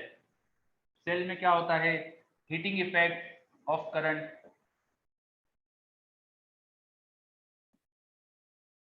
ठीक है, एंड सो ऑन, बाकी की चीजें पढ़ने वाले हैं। तो ये मैं थोड़ा सा शॉर्ट में बता रहा था कि क्या क्या अपन पढ़ने वाले हैं। अब सबसे पहली चीज अपन जो आज स्टार्ट कर देंगे वो है करंट, कि व्हाट इज करंट। फिर ओम्स लॉ आएगा, तो आपको अभी ये नहीं सोचना है कि करंट कैसे फ्लो होता है मटेरियल में, ये मैं आपको बताने वाला हूँ, ये चीज आएगी अपनी बाद में जाके, ठीक है। अभी अपन को आज जो पढ़ने हैं वो सिर्फ बेसिक मतलब ऑफ करंट समझना है अपन को, व्हाट इज करंट, बस ये समझना है अपन को, ठीक है। चलो तो एक एक करके चीजें स्टार्ट करते हैं। अब सबसे पहले जो आज अपन पढ़ने वाले हैं चीजें वो है करंट, तो बाकी सब हटा रहा हूँ फिलहाल, इसके आगे और भी चीजें थी पर मैंने सब नहीं लिखी। आज अपन स्टार्ट करते हैं current. What is current. Current का बहुत आसान सा मतलब है, अगर उसको हम वाटर के फ्लो से रिलेट करें तो बहुत अच्छे से समझ में आता है, ठीक है। वाटर के फ्लो से समझे अगर तो बहुत अच्छे से समझ में आता है। तो एक मेरे पास अगर पाइप है जिसको मैंने ऊपर किसी टैंक से कनेक्ट कर रखा है, पतला बनाते हैं थोड़ा पाइप को, ये कोई वाटर का टैंक है, इस वाटर के टैंक में यहाँ पे पाइप है, तो इस पाइप से यहाँ पे पानी बाहर फ्लो होगा। अगर मैं थोड़ा सा ऐसे एंगल पे रखूंगा इसको, ऊपर वाटर टैंक है, उसमें से मैंने एक पाइप निकाल के नीचे छोड़ दिया, ओपन रखा, तो पानी का फ्लो होगा ना वहां से, सही बात है क्या, है ना। अब कितना वाटर पर सेकंड फ्लो हो रहा है वो कैसे निकाले। जनरली वाटर के अमाउंट को अपन उसके मास से नहीं वॉल्यूम से ट्रीट करते हैं, पानी का वॉल्यूम से अपन चीजें मेजर करते हैं। तो वाटर के लिए उसका जो वॉल्यूम होता है पर सेकंड कितना बाहर जा रहा है, इससे अपन निकालते हैं रेट ऑफ फ्लो कितना हुआ है वाटर का, रेट ऑफ फ्लो कितना हुआ है वाटर का, है ना। तो जब किसी पाइप में वाटर फिल्ड है और वो टैंक किसी हाइट पर रखा है, वहां पे वाटर फ्लो हो रहा है, तो वाटर के फ्लो का मेजर करने के लिए, कितना वाटर फ्लो कर रहा है वो मेजर करने के लिए अपन निकालते हैं कि वाटर का वॉल्यूम कितना फ्लो हो रहा है पर सेकेंड। बिल्कुल इसके एनालॉगस, बिल्कुल इसके सिमेट्रिक चीज है करंट। जब किसी भी कंडक्टर में यहाँ पर हाइट का डिफरेंस होने से पानी फ्लो होता है, कंडक्टर में पोटेंशियल डिफरेंस होने से करंट फ्लो होता है, कंडक्टर्स में पोटेंशियल डिफरेंस होने से करंट फ्लो होता है। और कितना चार्ज फ्लो हो रहा है, करंट को मेजर करते हैं अपन charge flow per unit time. तो इन करंट, अब वो कंडक्टर के अलावा कहीं और भी हो सकता है, इसलिए मैं यहाँ पे कंडक्टर की लाइन नहीं लिखा रहा, मैं सिर्फ ये लिखूंगा कि current is rate of flow of charge. बहुत ही सिंपल चले, अगर किसी भी जगह मुझे चार्ज का फ्लो दिख रहा है, so what amount of charge is flowing per second, what amount of charge is flowing per second, बस उसको बोल देंगे करंट। अगर छोटे से टाइम dt में छोटा सा चार्ज dq फ्लो करा, तो dq by dt, dq by dt इसे बोल देंगे करंट। करंट के लिए हम कैपिटल आई या स्मॉल आई यूज करते हैं, जो हो जाएगा dq by dt। Large time में देखेंगे तो कैपिटल Q, अगर चार्ज फ्लो हो रहा है कैपिटल टी टाइम में तो इसे Q by T लिख देंगे। बड़े टाइम इंटरवल को लेंगे तो इसे अपन बोल देते हैं एवरेज, और छोटे टाइम इंटरवल बोलेंगे तो इसे बोलेंगे इंस्टेंटेनियस करंट। बस इतनी सी डेफिनेशन है देखो करंट की, बस यहाँ पे करंट की डेफिनेशन खत्म हो गई। समझ में आई ये बात, और इस करंट, यस, है ना। तो जब भी अपन को करंट का फ्लो निकालना है, करंट कितना है कोई पूछे, तो हमको ढूंढना है चार्ज कितना फ्लो कर रहा है, कितने टाइम में फ्लो कर रहा है, डिवाइड कर देना है, आ गया करंट, सिंपल सी बात, ठीक है। चलो तो जैसे एक आध एग्जांपल बताता हूं मैं आपको, एक आध एग्जांपल देखते हैं अपन। मान लो मेरे पास एक सर्कल है, उस सर्कल में एक इलेक्ट्रॉन है,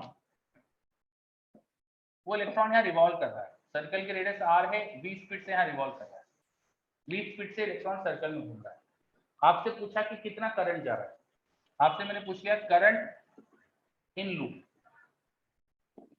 ठीक है। तो लूप में कौन घूम रहा है, इलेक्ट्रॉन, उस पर चार्ज घूम रहा है, इसका मतलब कितना चार्ज होता है इलेक्ट्रॉन पे, उसको हम ई से रिप्रेजेंट करते हैं, तो ई चार्ज घूम रहा है।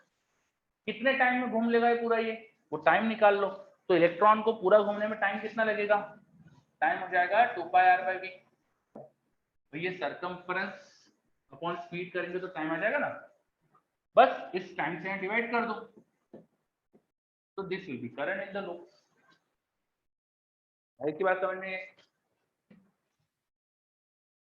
चलो, तो वो जी सिंपल सी डेफिनेशन है करंट की, अच्छे से क्लियर नोट कर सकते हो आप। Current is simply rate of law of charge. अब करंट के बारे में और बातें करते हैं आगे की चीजें। चलो, करंट की प्रॉपर्टीज क्या है, पहली चीज तो ये स्केलर है, current is a scalar quantity, current is a scalar quantity. Current की हम डायरेक्शन तो दिखाते हैं कई बार, लेकिन स्केलर वेक्टर्स होने के लिए vector law of triangle law of vector addition follow करते हैं, वो वेक्टरली ऐड होते हैं, वेक्टर्स वेक्टरली ऐड होते हैं। अगर मेरे पास दो वायर्स है जिनमें करंट था, तो उनसे जो तीसरे वायर में करंट होता है, मैं बस उनका एडिशन कर देता हूँ। यहाँ पे मान लो 1 एम्पेयर करंट, यहाँ 1 एम्पेयर, तो यहाँ पे 2 एम्पेयर कर लेते हैं। कभी इनके बीच का एंगल का कोई रोल नहीं होता हमको, ठीक है।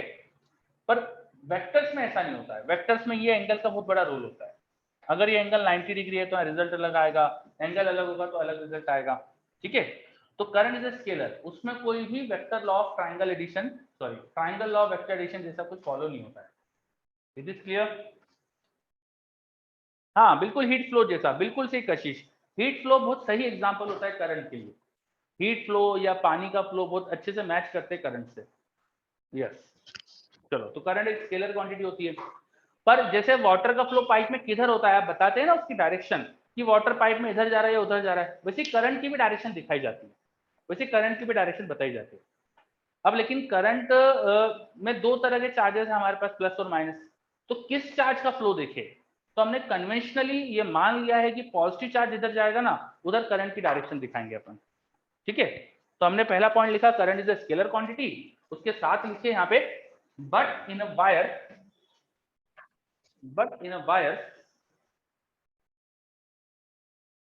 the direction of positive charge flow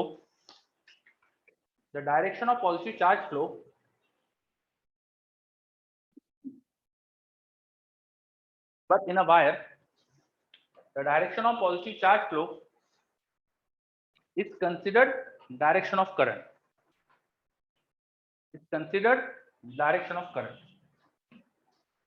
the direction of positive charge flow is considered direction of current. Negative charge flow हो रहा हो तो क्या करेंगे, तो जिधर नेगेटिव फ्लो हो रहा है उसके उल्टा करंट बोल देंगे। नेगेटिव चार्ज का फ्लो जिस डायरेक्शन में हो रहा है उसको इक्विवेलेंट मान सकते हैं कि उसका अपोजिट पॉजिटिव फ्लो हो रहा है। नेगेटिव चार्ज इस डायरेक्शन में गया तो आई कैन अज्यूम कि सेम पॉजिटिव चार्ज उल्टा फ्लो हो रहा है, और उस वैसे करंट निकाल सकते हैं। समझ में आ रही बात ये? बहुत बढ़िया है ना। तो करंट स्केलर है, पर किसी वायर में उसके फ्लो की डायरेक्शन हम बताते हैं, and that direction is just saying us कि किधर की तरफ चार्ज जा रहा है, प्लस वाला चार्ज किधर जा रहा है, ठीक है। और मैंने ये भी बताया कि अगर नेगेटिव चार्जेस फ्लो होते हैं तो नेगेटिव के फ्लो को उल्टा पॉजिटिव का फ्लो मान सकते हैं। ओके, आगे बात करते हैं अपन, ठीक है। Current scalar quantity. दूसरा, यूनिट ऑफ करंट क्या होता है, ऐसा यूनिट एम्पियर, कैपिटल ए से रिप्रेजेंट करते हैं उसको, शॉर्ट कैपिटल ए ही लिखते हैं शॉर्ट में भी, है ना। एम्पियर कैसे मेजर होता है ampere, 1 ampere is 1 coulomb of charge flowing in 1 second. अगर 1 कूलम ऑफ चार्ज 1 सेकंड में फ्लो कर रहा है तो उससे बोलेंगे कि 1 एम्पियर का करंट फ्लो हो रहा है। 1 कूलम का चार्ज 1 सेकंड में फ्लो कर रहा है तो उससे बोलेंगे 1 एम्पियर का करंट फ्लो हो रहा है। बट ये याद रखना, this is not the standard definition of current. 1 ampere की जो डेफिनेशन होती है वो ये नहीं होती। हम MEC चैप्टर पढ़ेंगे, वहां पर उसकी सही डेफिनेशन पढ़ लेंगे। पर अभी फिलहाल ये चल जाएगा इतना लिखना, पर अभी याद रखना this is not standard definition of current. समझ में बात? This is not a standard definition of current. ठीक है, चलो तो यूनिट अपन ने बात कर ली, SI तो बात कर ली। CGS की हमें जरूरत नहीं है, हमें IIT में CGS के बारे में कुछ नहीं पूछा जाएगा, कुछ किताबों में लेकिन यार क्वेश्चन मिल जाते हैं हमको CGS वाले, तो फिर हमको वो क्वेश्चन पे दिक्कत देते हैं, तो इसलिए CGS यूनिट भी पता रख लो तो अच्छी बात है। तो CGS यूनिट कौन कौन सी होती है? एक तो हम ESU और एक EMU, दो तरह की यूनिट यूज करते हैं फिजिक्स में। ESU का मतलब होता है इलेक्ट्रोस्टैटिक यूनिट्स और इलेक्ट्रोमैकेनिकल यूनिट्स। ESU यूनिट में चार्ज मेजर होता है स्टेट कूलम में, तो state coulomb per second 1 state ampere, state ampere हो जाएगा 1 state coulomb per second, 1 state coulomb 1 second. अब स्टेट कूलम और कूलम का रिलेशन आपको याद होना चाहिए, है ना, 1/3 × 10⁹ हो जाएगा ये एम्पियर। आ रहा है समझ में? ये 3 × 10⁹ स्टेट कूलम इज 1 कूलम, तो उससे रिलेशन समझ में आ गया अपन को 1। Is this clear? बहुत बढ़िया, ठीक, चलो आगे बढ़ते हैं। EMU में हम करंट की यूनिट यूज करते हैं एब एम्पियर, AB एब एम्पियर। 1 एब एम्पियर मतलब 1 एब कूलम फ्लोइंग पर सेकेंड। 1 एब एम्पियर मतलब 10 एब कूलम मतलब 10 कूलम होता है, तो उसको 10 कूलम बाय सेकंड कर सकते हैं या 10 एम्पियर कर सकते हैं। एब एम्पियर और बड़ी यूनिट होती है, 1 एब एम्पियर 10 एम्पियर के बराबर होता है। हालांकि ये यूनिट हमको IIT के लिए जरूरी नहीं है, कोई पूछेगा नहीं JEE में इस पे क्वेश्चन, पर ठीक है किताबों के हिसाब से अपन ने देख लिया थोड़ा सा। ठीक, चलो तो अपन ने यूनिट देख ली करंट की क्या होती है। अच्छा, चार्ज की कुछ और यूनिट भी आपने पढ़ी है, फ्रैंकलिन और फेराडेस, वो सबको यूज करके करंट की कोई अपन यूनिट नहीं बनाएंगे। ठीक है, निमित पूछ रहा है सर EMU और ESU CGS में भी दो डिफरेंट सिस्टम से। हाँ, इसकी यार बहुत बड़ी हिस्ट्री है, मतलब मैं जाना नहीं चाह रहा हूँ उस हिस्ट्री के अंदर, बहुत सारी चीजें अभी आपको पता नहीं है ना। जैसे एक हल्का फुल्का आइडिया दूं, अगर जो कुलॉम्ब्स लॉ है ना, कुलॉम्ब्स लॉ, दो चार्जेस के बीच का जो फोर्स होता है, वो अपन क्या लिखते हैं, K Q1 Q2/R²। एक्चुअल जो लॉ था ना, उसमें इस K को उन्होंने 1 ले लिया था, उन्होंने चार्जेस इस तरह से डिफाइन करे थे कि K 1 हो गया था, और वो जो चार्ज आया था वो आ गया था फिर ESU, वो जो चार्ज आ गया था वो आ गया था ESU। 1 ESU × 1 ESU/R², ये फोर्स मिलता था अपन, ठीक है। और ऐसे ही मैग्नेटिज्म के अंदर से इलेक्ट्रोमैग्नेटिक यूनिट है, EMU यूनिट आ गया है, वहां पर एब कूलम का कॉन्सेप्ट वहां से आ गया। तो अब ठीक है, ज्यादा घुसो मत अब इस चीज में, हिस्ट्री में, पर आपको इंटरेस्ट हो तो आप फ्री टाइम में पढ़ सकते हो। चलो ओके। सर हम कांस्टेंट किस रिलेशन में एक लेते हैं और किसी में नहीं? बेटा कांस्टेंट रिलेशन में एक नहीं लेते, एक्चुअली क्या होता है, जब हमने डिफाइन नहीं करी चीजें, यूनिट को डिफाइन नहीं करा है, तो कांस्टेंट 1 लेके यूनिट ही ऐसी डिफाइन कर लेते कि कांस्टेंट 1 हो जाए। जैसे force is equal to ma आने के लिए बेसिकली वहां पे पहले क्या करा था, फोर्स को rate of change of momentum के प्रोपोर्शनल करा था, पर फोर्स का जब तक डेफिनेशन ही नहीं आई थी फोर्स क्या होता है, तो अपने प्रोपोर्शनलिटी कांस्टेंट 1 ही ले लिया, हमने rate of change of momentum को ही फोर्स बोल दिया, एग्जैक्ट उसको ही फोर्स बोल दिया। ठीक है, तो ऐसा कर सकते थे अपन जब हमारे पास फोर्स की कोई डेफिनेशन नहीं थी, समझे। न्यूटन ने rate of change of force को ही, rate of change of momentum को ही फोर्स बोल दिया, इक्वली बोल दिया, है ना। चलो आगे बढ़ते, फिर यूनिट्स की बात कर ली। अच्छा, ये फंडामेंटल बेस क्वांटिटी है, ये 7 जो फंडामेंटल क्वांटिटी लेते हैं जिससे बाकी सबके डायमेंशन डिराइव करते हैं, ये उनमें से है, तो इसकी डायमेंशन क्या होगी, डायमेंशन ऑफ करंट क्या होगी, एम्पियर होगी, बिल्कुल सही, डायमेंशन ऑफ करंट एम्पियर होगी। तो अगला प्रॉपर्टी आप लिख सकते हैं इसकी, डायमेंशन एम्पियर होगी। डायमेंशन ऑफ करंट सिर्फ ए, उसको सिर्फ ए से रिप्रेजेंट करते हैं, कुछ किताबों में आई से भी करते हैं, पर अधिकतर जगह ए से करते हैं। Clear, okay. फिर करंट से रिलेटेड अपन ने अधिकतर पॉइंट तो डिस्कस कर लिए, स्केलर होता है, डायरेक्शन पॉजिटिव चार्ज के लिए जाती है, अच्छा, कन्वेंशनली पॉलिसी चार्ट की डायरेक्शन लेते ये भी लिख चुके थे अपन, ये बेसिक सारी चीजें हो गई है ना। आई थिंक काफी चीजें अपन ने देख ली, और फिर और जो जरूरत पड़ेगी धीरे धीरे अपन समझ लेंगे, ठीक है। अब अपन कुछ बेसिक क्वेश्चंस करते हैं, जैसे एक ही क्वेश्चन करा करंट निकालने का, और करंट निकालने के क्वेश्चन देखते हैं। अगला क्वेश्चन, मेरे पास एक रॉड है, इसमें पूरे पे चार्ज डिस्ट्रीब्यूटेड है, लैम्डा चार्ज डेंसिटी। एक रॉड है जिसपे चार्ज डिस्ट्रीब्यूटेड है, लैम्डा चार्ज डेंसिटी है। इस रॉड को मैं 20 स्पीड से आगे मूव करा रहा हूँ, रॉड को 20 स्पीड से आगे ट्रेवल करा रहा हूँ। तो बताओ इसमें कितना मुझे करंट फ्लो करते दिखेगा जब रॉड 20 स्पीड से आगे चलेगी, तो करंट क्या दिखेगा मुझे यहाँ पे, बताइए। Rod is travelling with 20 speed, मुझे यहाँ पे करंट क्या दिखेगा।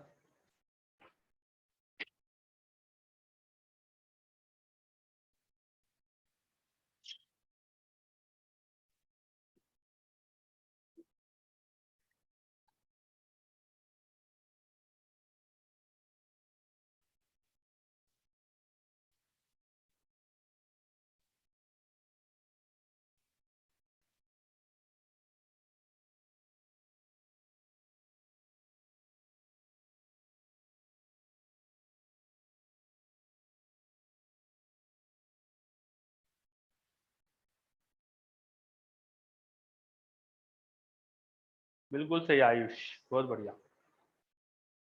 बाकी बच्चे भी निकालिए जल्दी से।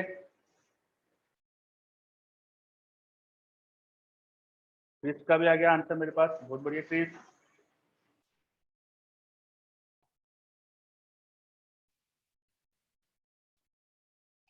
मेरे पास एक रॉड है जिसको मैं 20 स्पीड से चला रहा हूँ, एक रॉड है जिसे 20 स्पीड से चला रहा हूँ, रॉड की चार्ज डेंसिटी लैम्डा है, और एकदम रॉड को उसके डायरेक्शन में पैरेलल ही रॉड के मूव करा दे रहा हूँ। तो रॉड के मूवमेंट की वजह से मुझे यहाँ पे चार्ज फ्लो करते दिखेगा। मैं पूछ रहा हूँ करंट क्या दिखेगा मुझे, करंट क्या आएगा। Aditi very good. नहीं अदिति, आपने थोड़ी सी मिस्टेक करी है, चेक करो वापस से। ऋत्विक सही है।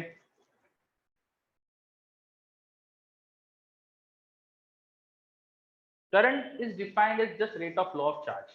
आपको चार्ज कितना फ्लो कर रहा है बस वो देखना है, ठीक है। हम जब रॉड को मूव करा रहे हैं तो थोड़ी सी देर में रॉड थोड़ा सा आगे मूव कर जाएगी, यहाँ से उसका एंड कुछ आगे बढ़ जाएगा। कितना डिस्टेंस बढ़ेगा, वी डी टी। अगर डी टी टाइम में देखे तो डी टी टाइम में देखूंगा तो मुझे ऐसा लगेगा ना जैसे इस क्रॉस सेक्शन से जो भी यहाँ का चार्ज था वो सब आगे फ्लो कर गया। कितनी लेंथ यहाँ पे फ्लो कर रही है आगे, वी डी टी। तो इसमें जो चार्ज होगा लेमडा वी डी टी वो आगे फ्लो कर रहा है, कितने टाइम में, डी टी टाइम में। तो करंट होना चाहिए था lambda V D T upon D T, मतलब सिंपली लेमडा भी आ रहा है समझ में। रॉड पे जो चार्ज है, रॉड मूव करेगी तो चार्ज आगे बढ़ रहा है, चार्ज आगे बढ़ रहा है, एक तरह से चार्ज फ्लो कर रहा है।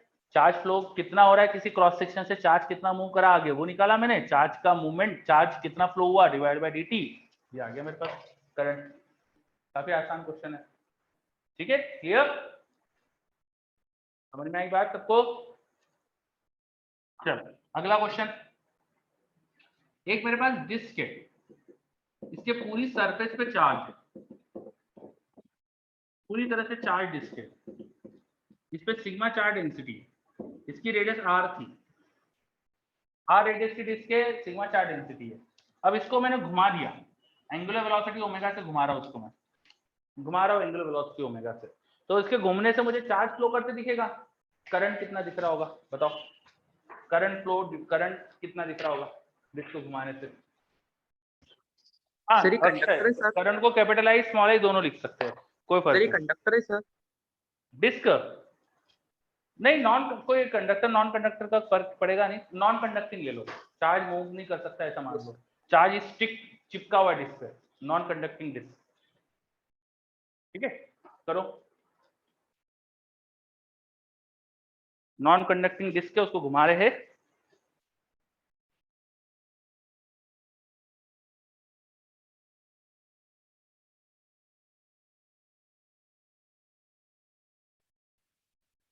करंट स्मॉल आई है कैपिटल आई दोनों लेटर से रिप्रेजेंट किया जाता है, दोनों में से जो भी आप यूज करना चाहो कर सकते हो, इससे कोई रिस्ट्रिक्शन नहीं है। इंजीनियरिंग में थोड़ा होता है जाके, इंजीनियरिंग में कैपिटल आई कांस्टेंट करंट के लिए यूज करते हैं, स्मॉल आई वेरिएबल करंट के लिए यूज करते हैं, वो पर अभी यहाँ पे अपन को इतना नहीं दिमाग लगाना है, ठीक है, यहाँ चल जाएगा। डिस्क घूम रही है, डिस्क घूमने से करंट कितना दिखेगा बताओ।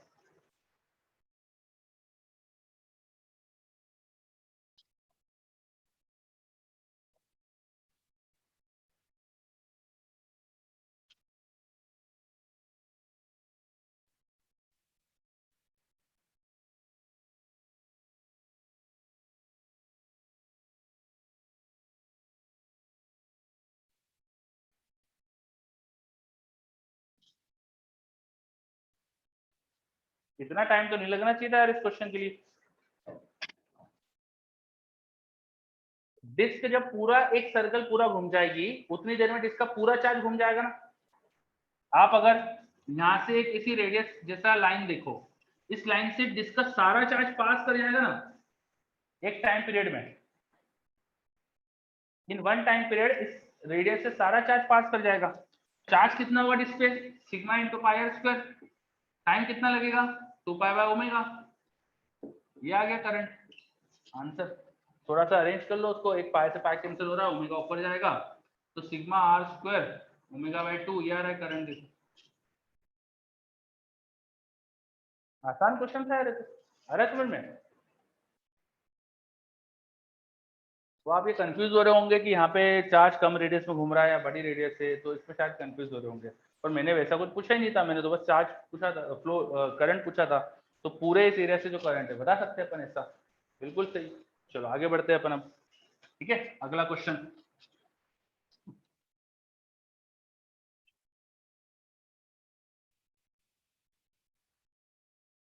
देखो नेक्स्ट क्वेश्चन, मेरे पास एक पाइप है, एक सिलेंडर जैसा पाइप है, एक सिलिंड्रिकल पाइप है, ठीक है। इस पाइप में जो यहाँ मुझे क्रॉस सेक्शन एरिया दिख रहा है वो ए है। इस पाइप में मैंने बहुत सारी बॉल्स को फिल कर रखा है, बहुत सारी बॉल्स को मैंने फिल कर रखा है। ये सारी बॉल्स चार्ज है, सब एक जैसी चार्ज है क्यू चार्ज से। अब इन सबको मैं मूव करवा रहा हूँ, ये सारी मूव कर रही है, 20 स्पीड से सारी बॉल्स मूव कर रही है। All this balls are moving with speed v, ये सबकी सब 20 स्पीड से आगे बढ़ रही है, ठीक है। कितनी बॉल्स है यहाँ पर, तो यहाँ पे volume of per unit volume n balls है, n balls per unit volume. बहुत सारी बॉल्स भरी हुई है सिलेंडर के अंदर, तो बॉल्स का नंबर जो है वो n है यूनिट वॉल्यूम के अंदर, ठीक है। अब बताओ ये बॉल्स के मोशन से यहाँ मुझे करंट दिखेगा ना, कितना करंट दिख रहा होगा, करंट कितना आएगा due to motion of ball, बताइए। ये सारी बॉल 20 स्पीड से आगे बढ़ रही है, तो इससे करंट क्या दिखेगा बताइए, करो।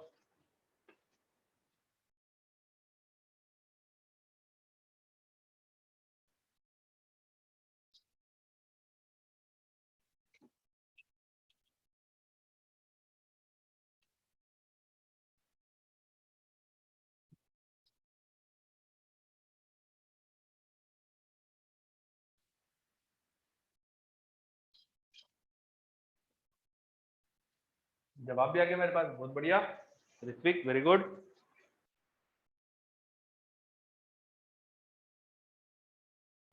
बाकी बच्चे भी करिए जल्दी से।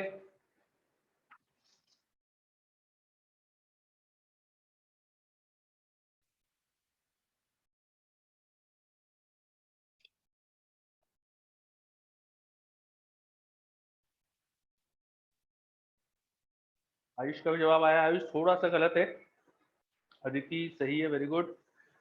अदिति नहीं, एक छोटी सी गलती इसमें,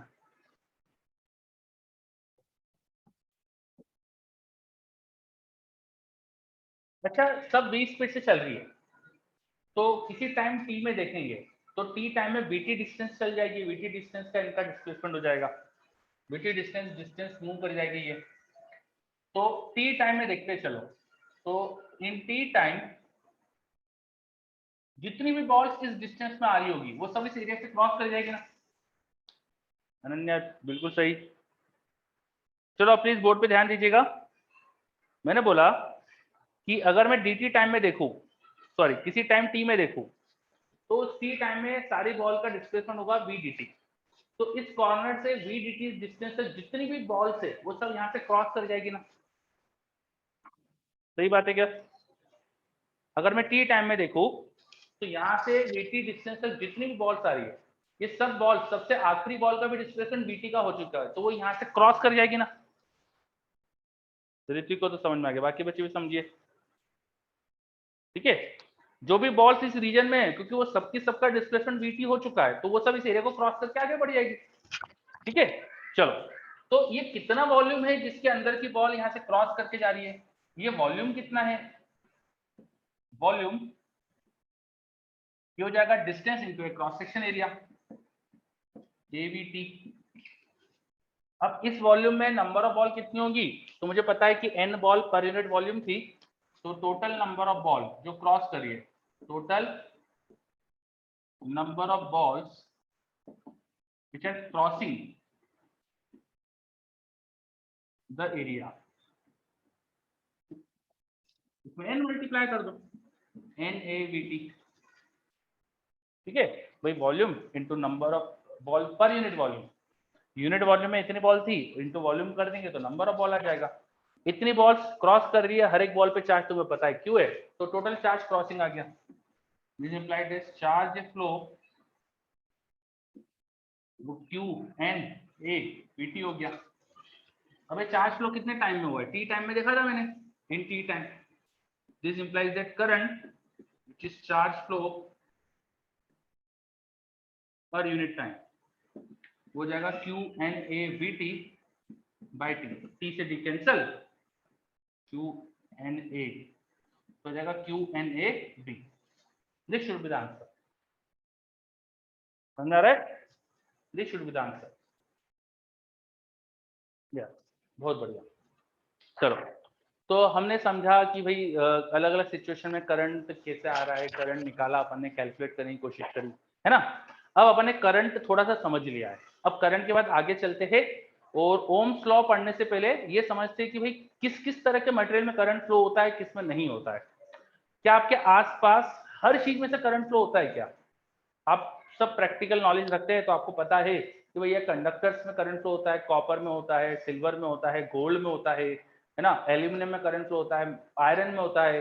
पर बहुत सारे मटेरियल है जिसमें करंट फ्लो नहीं होता है, जैसे वुड में नहीं होता है, प्लास्टिक्स में नहीं होता है, ठीक है, ग्लास में करंट फ्लो नहीं होता है, तो कई सारे सिरेमिक में करंट फ्लो नहीं होता है, मिट्टी के थ्रू करंट फ्लो बहुत कम होता है, बहुत नॉमिनल होता है। तो बहुत सारी चीजें जिनमें करंट फ्लो नहीं होता है, बहुत सारी चीजों में करंट फ्लो होता है। करंट फ्लो कैसे कराते हैं ये भी आपको पता है, आप पोटेंशियल डिफरेंस लगाते हो किसी बैटरी का यूज करके, तो पोटेंशियल डिफरेंस लगाने से क्या होता है, ये सब चीजें अपन समझते हैं। वो समझने के लिए सबसे पहले मटेरियल को अंदर से समझना पड़ेगा कि मटेरियल में क्या होता है अंदर, कि बैटरी लगाने पे चार्ज फ्लो कर जाता है, तो पहले अंदर होता क्या ये तो समझे अपन। तो ये समझने के लिए अपन अब करंट फ्लो के हिसाब से मटेरियल को डिवाइड करेंगे और कंडक्टर, इंसुलेटर, सेमीकंडक्टर, इन 3 कैटेगरी के मटेरियल को समझेंगे, ठीक है। तो आगे लिखिए classification of material based on conductivity, classification of material based on conductivity, classification of material based on conductivity. चलो, ज्यादा थ्योरी तो मैं नहीं लिखवाऊंगा क्योंकि आपके मॉड्यूल में है, तो आप मॉड्यूल से थ्योरी कॉपी पेस्ट कर सकते हो अगर थ्योरी लिखने की इच्छा है।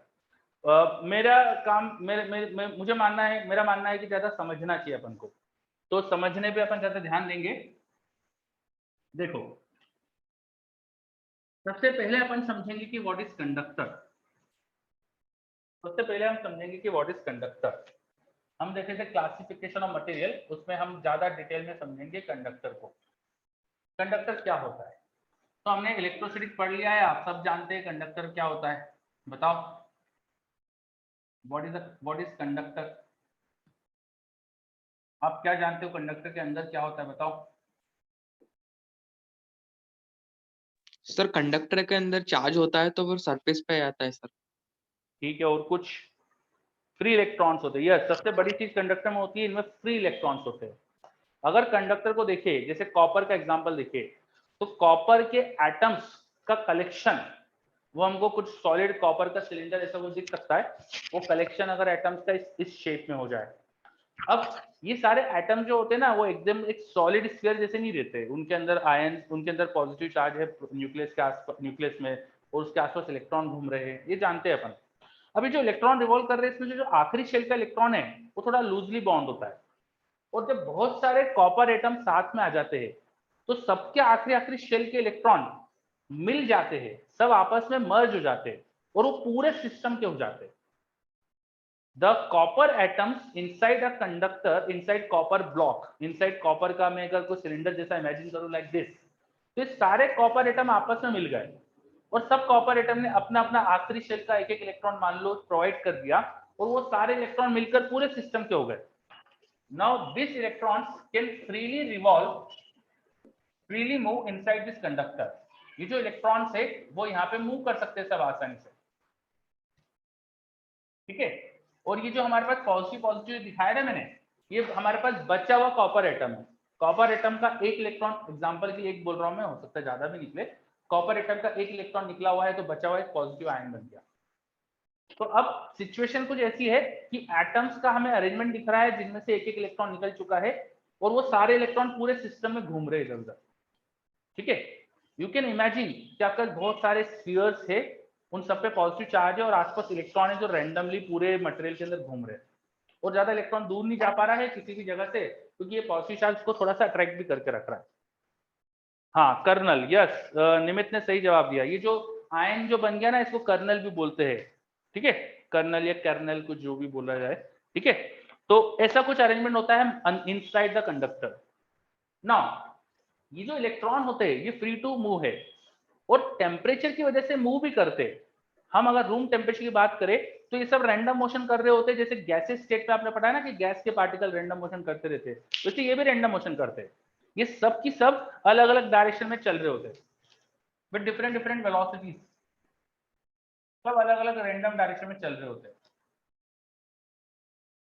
यहाँ तो मैंने कुछ ही इलेक्ट्रॉन लिखा है बट एक्चुअल सिचुएशन ये है कि बहुत सारे इलेक्ट्रॉन से बहुत सारे एटम्स का कर्नल बचा हुआ है और सब इलेक्ट्रॉन सब आसपास रैंडमली मोशन कर रहे हैं, ठीक है। एक बी हाइव देखा ना, तो बी हाइव में कैसा दिखता है अपन को, मधुमक्खियां बहुत सारी उड़ती रहती है, कुछ वैसे ही हमको इलेक्ट्रॉन ऐसे रैंडमली इधर उधर जाते दिख सकते हैं, ठीक है।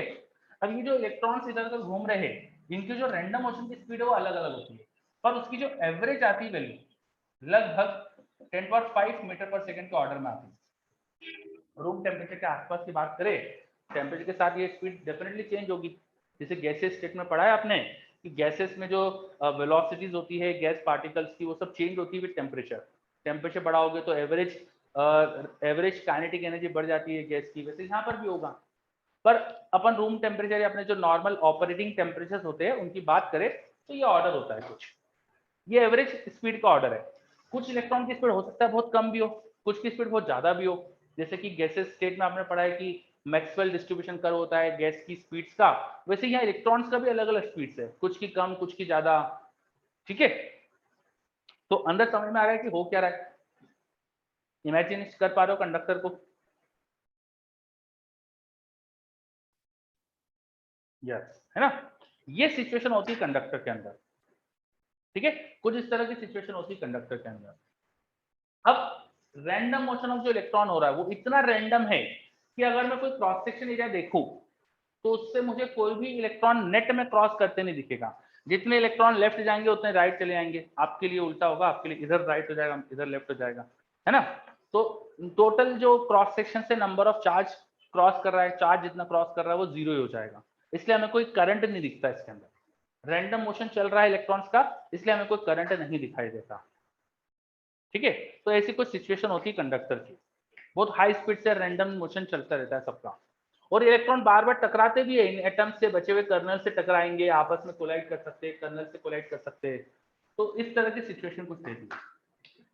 अब जब हम यहाँ पर कुछ इलेक्ट्रिक फील्ड अप्लाई कर दें, ड्यू टू इलेक्ट्रिक फील्ड ये सारे इलेक्ट्रॉन एक ही डायरेक्शन में फोर्स फील करेंगे, ये सारे इलेक्ट्रॉन किसी एक ही डायरेक्शन में फोर्स फील करेंगे और उस फोर्स की वजह से किसी एक ही डायरेक्शन में मूव कर सकते हैं, जिसकी वजह से हमें करंट दिख सकता है। इन सबकी किसी एक ही डायरेक्शन में स्पीड आ सकती है जिसकी वजह से ये हमें एक करंट प्रोवाइड कर सकते हैं। समझ में आ रही है बात? कैसे आता है कंडक्टर में करंट? अगर हम कुछ इलेक्ट्रिक फील्ड अप्लाई कर दें, मान लो मैंने इस डायरेक्शन में इलेक्ट्रिक फील्ड अप्लाई कर दी, तो इन सभी इलेक्ट्रॉन पे इलेक्ट्रिक फील्ड के अपोजिट फोर्स लगेगा, and due to that force all the electron will tend to go in this direction. उस फोर्स की वजह से उनका एक डायरेक्शन में चलने का टेंडेंसी हो जाएगी, जिसकी वजह से हमें करंट दिखने लगेगा। तो इस तरह से कुछ करंट आता है कंडक्टर्स में। इंसुलेटर को समझे अगर, तो इंसुलेटर में ऐसा होता ही नहीं कि इलेक्ट्रॉन फ्री है, वो सब एटम से बंधे हुए इलेक्ट्रॉन है, वो फ्री नहीं होते पूरे सिस्टम में मूव करने के लिए, तो वहां ये मोशन ऑफ इलेक्ट्रॉन हो ही नहीं पाता है, इसलिए करंट ही नहीं दिखता है। अगर मैं यहाँ इंसुलेटर शो करूं तो इंसुलेटर के सारे एटम्स, बस कोई पॉजिटिव चार्ज वाला नहीं बन रहा है, बस ऐसे ही इलेक्ट्रॉन फ्री नहीं है वहां मूव करने के, तो इंसुलेटर की सिचुएशन कुछ ऐसे हो जाएगी। यस, बिल्कुल सही कशिश, है ना। अब एक मटेरियल की और क्लास भी होती है, सेमीकंडक्टर। एक मटेरियल की और क्लास होती है, ये हो गया इंसुलेटर, और एक क्लास होती है सेमीकंडक्टर। सेमीकंडक्टर होते तो इंसुलेटर ही है जब अपन बहुत लो टेम्परेचर रखे, तो होते तो इंसुलेटर ही, उनके सबके एटम्स के अंदर इलेक्ट्रॉन अच्छे से बंधे हुए, पर बहुत स्ट्रांग नहीं बंधे हुए जितना इंसुलेटर में, थोड़ा वीकली कनेक्टेड है, पर उतना वीक भी नहीं है कि एकदम फ्री हो जाए जैसा यहाँ हो रहा है।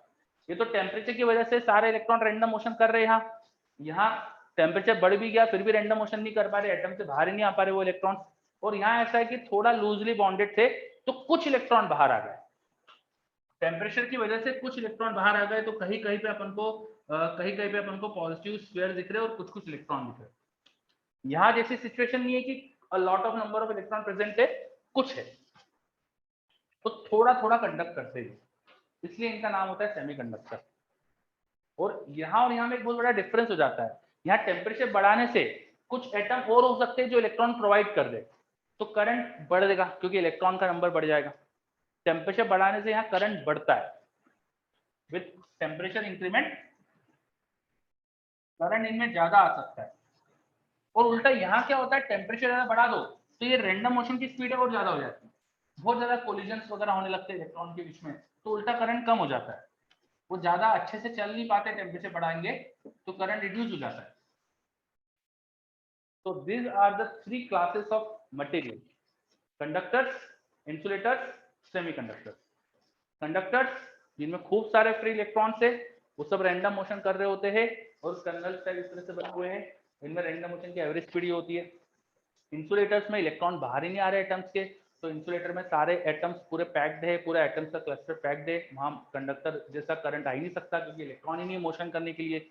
और सेमीकंडक्टर में क्या होता है कि कुछ थोड़ा सा लूजली बॉन्ड होने से कुछ एक दो इलेक्ट्रॉन है, अब यहाँ टेम्परेचर बढ़ाओगे तो थोड़े एटम के इलेक्ट्रॉन और बाहर आ सकते हैं, ड्यू टू टेम्परेचर वो एनर्जी गेन करके बाहर आ सकते हैं, दैट्स व्हाई यहाँ पे करंट बढ़ जाता है।